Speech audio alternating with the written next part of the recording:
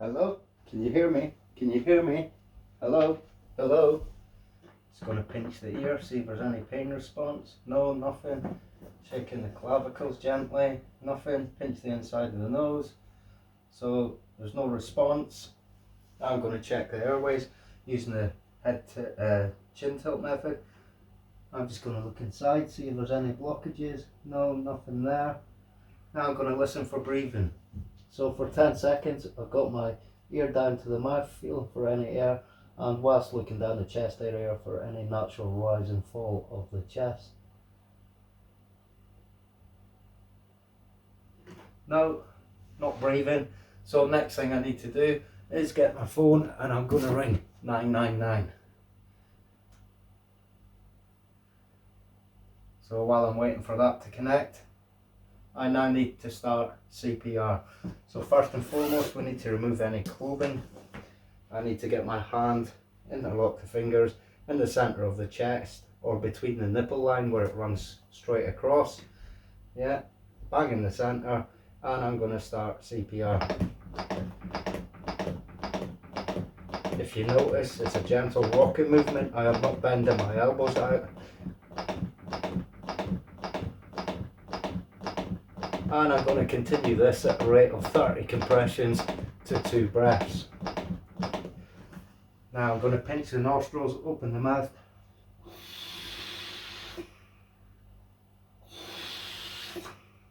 You can see the natural rise and fall.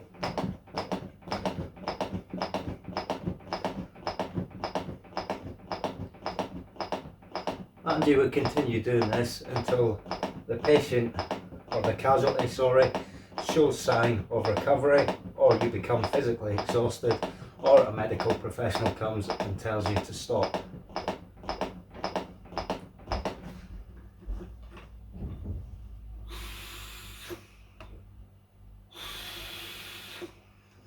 Oh, wait there, somebody's just arrived with a defibrillator.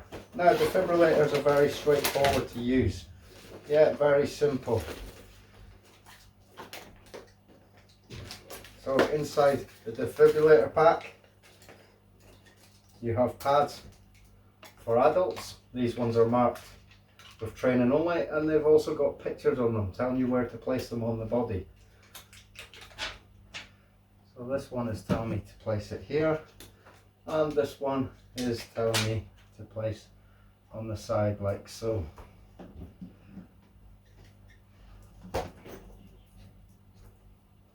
Make sure none of the cables are tangled like mine are. Now this is a training defibrillator, and the difference between this and a real one is it will not give out a proper shock. So I'm just going to turn it on and see what it's telling me to do.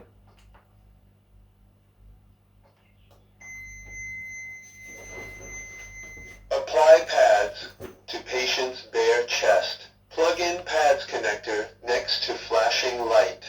So as you can see on the defibrillator, it actually flashes you and it tells you what to do.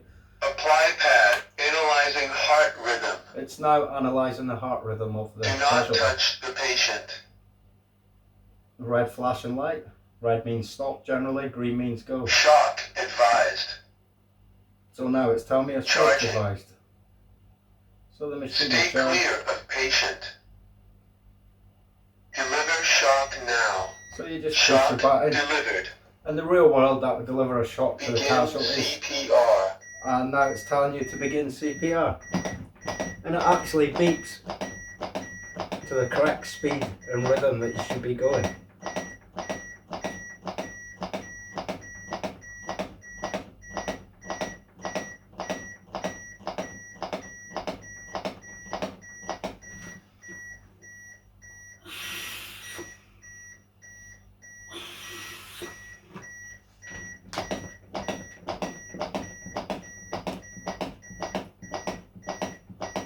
Now this can get quite tiring, so if you have a colleague with you who could potentially take over after a couple of minutes, then ideal, but sometimes you may not have somebody there to help you.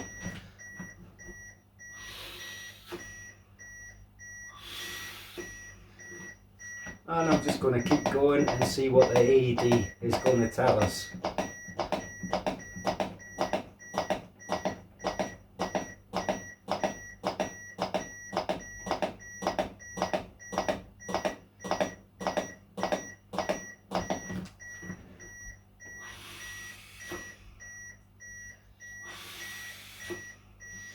Now the depth we want to be doing these compressions is about 5 centimeters. Yeah, the depth of a credit card basically is how much you need to be pushing down on the chest area. Now there's hardly any resistance on the resuscitanidol, but in the real world it'll be a lot tougher.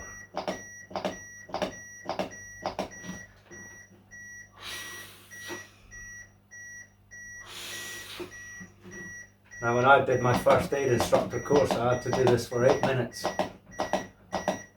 So you can imagine it can get quite tiring quite quickly.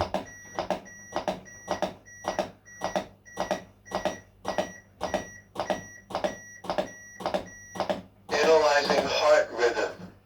So I'm going to stop now because it's Do not touch the patient. analysing the heart rhythm. No shock advised.